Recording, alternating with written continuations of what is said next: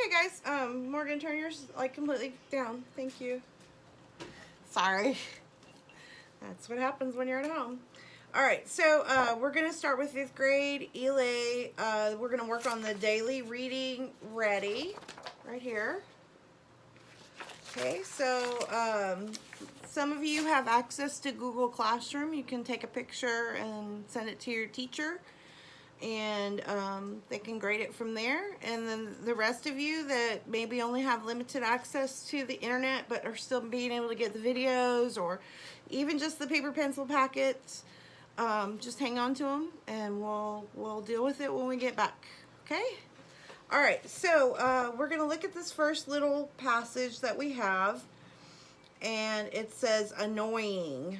I feel like we did this one last week, but that's okay. It's all different. Okay. So I'm going to circle the title, and I'm going to tackle the title. If somebody's annoying, they bother me. Okay. I can see that it has a lot of quotation marks, so that tells me that it's probably literary. All right, and then we're just going to get right into it and read.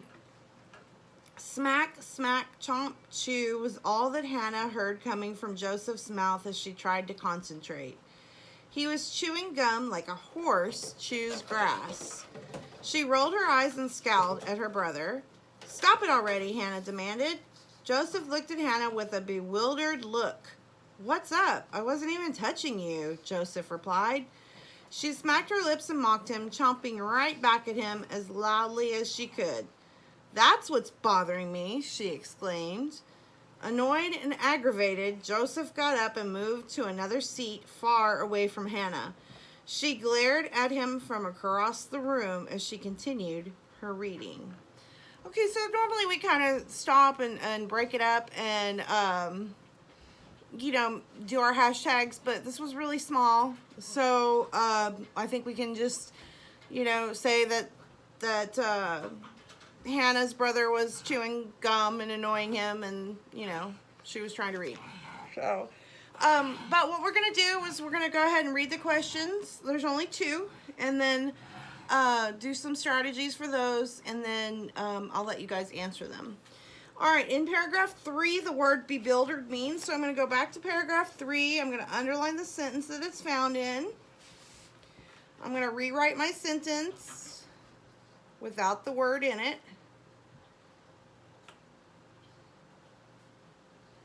Okay, and you just go look at paragraph 3. It's right in front of you, so you don't even need to see mine, but I'll show you what I mean if you don't know what I'm talking about.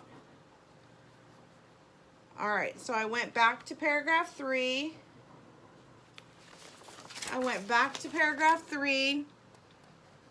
I underlined the sentence. I put question number 1, and then I wrote the sentence that it was found in, but I left the word that they want me to find, or that they want me to define, blank.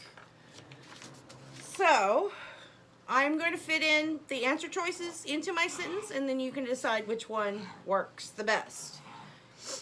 Okay, Joseph looked at Hannah with a concentrated look. That's A. B. Joseph looked at Hannah with a puzzled look. C. Joseph looked at Hannah with a harsh look. And D. Joseph looked at Hannah with an explained look. Okay, so if you're not sure, you can look that up on your phone. You can look up the word, what it means. You can go to a thesaurus or dictionary. So if all you have at home is a thesaurus, that'll work. Okay. All right, so number 2. In paragraph 1, the author uses a simile to help the reader understand that Joseph, and then this is one of those that I always put Joseph in front of each answer choice, so that when I say it, or when I read the answer choices, I know that it has to be about Joseph. Okay? I'm going to go back to paragraph 1. I got to find the simile. A simile is something that compares 2 things using like or as. So I'm going to look in paragraph 1. He was chewing gum like a horse chews grass. So that's Question number 2. And then I can even write that. Like a horse chews grass. Okay, you don't have to write it. I just did because that makes it so I have it right in front of me. Okay, so my answer choices are A, Joseph is unable to concentrate during class. B, Joseph smells like a barn animal. C, Joseph enjoys chewing gum loudly. D, Joseph is not quietly chewing. Okay, so my dog is chewing a basket underneath the table, so if that's what you hear, that's what's going on. She's been sleeping all morning, and now that I'm doing the video, she decides that she's gonna start doing stuff she's not supposed to. Get out of there. Get. Don't chew the basket. Anyway. All right, so we're going to look at the exit ticket. In the passage above, Joseph annoys Hannah. Write a sentence using the word annoys with a context clue that helps clarify its meaning. You can ask your mom for help on that one because she could probably come up with 1,000 things with the word annoys in it. So if you need help, ask your mom or dad or whoever's watching you. They probably can figure this one out for you. Okay? All right, so we're going to go ahead and go on to the back because this was a pretty short little lesson, so I think we can put 2 things together. So we're going to go to text structures. Okay. Read the sample paragraph below. It is written about ice cream using the text structure of sequence order. Write additional paragraphs about ice cream in the 4 other text structures that authors commonly use. Cause and effect, compare and contrast, description and problem solution. Signal words as hints are given for each. Okay, let me see if I can find, okay. The original one is here. We'll do maybe 1 or 2 of them, and then I'm going to have to let you guys do the rest because I can't do it all for you. Or maybe I can help you get it started, okay? All right, ice cream sundaes are delicious and filling desserts that everyone loves. Here's how easy it is to make one. Start with a big bowl and put a few scoops of your favorite ice cream in it. Next, add the syrup. Common flavors are chocolate, caramel, butterscotch, and strawberry. The final touches include sprinkles, whipped cream, peanuts, and a bright red maraschino cherry. Grab a spoon and dig in. All right, so this was sequence and order. It was giving you things first, second, next, last. So I'm going to go ahead and circle those things in here that tell me it's sequence order. Okay? Let's see. Start. Okay. Next. Final. Okay? So those were the clues that told me that it's in sequence, that it's telling you what to do in order. All right, so we're going to go, and it wants us to write additional paragraphs. So a paragraph is a minimum of 3 sentences, okay? So we're going to go to the description. 1, the signal word to consider, or words, is for instance, for example, such as, like. Okay, so I'm going to describe my favorite ice cream in the ice cream sundae is chocolate. Okay, I'm going to start with that.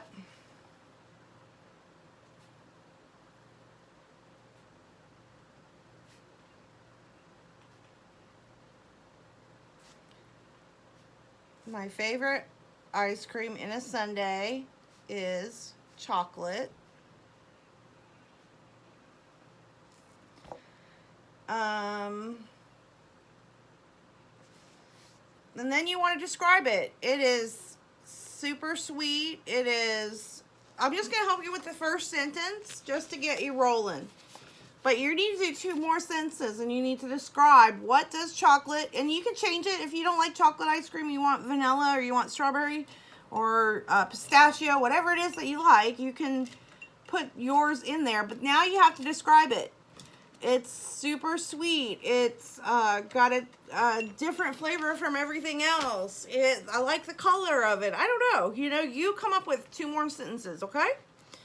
All right, so we're going to go to cause and effect. I'm going to leave it you guys can pause the video if you want and work on it, or you can watch the whole video and then go back and finish. It's up to you.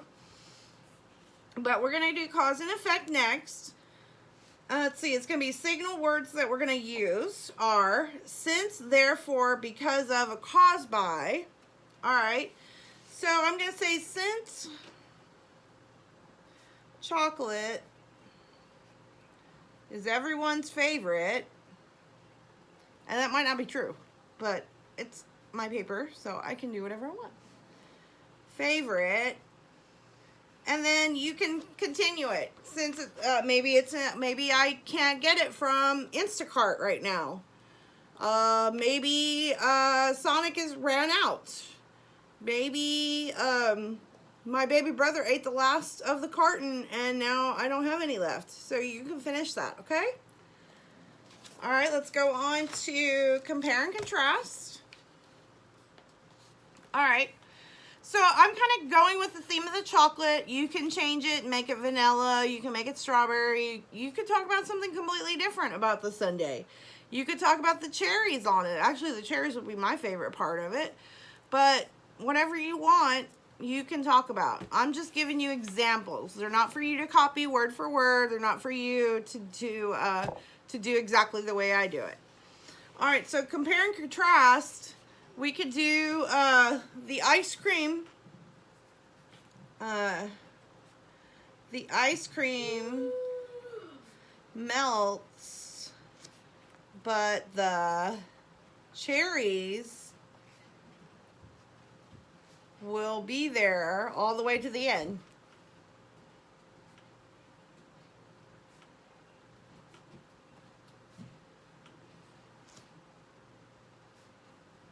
Okay, so like once again, I got you started, but you got to do 2 more sentences.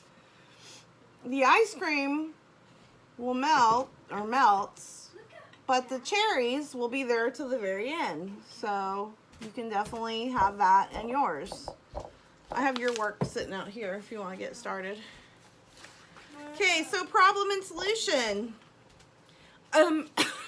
We were talking earlier because of maybe the problem is that your brother ate the last of it, so now you can't have any. So I'm going to put my son, of course you're not going to have a son,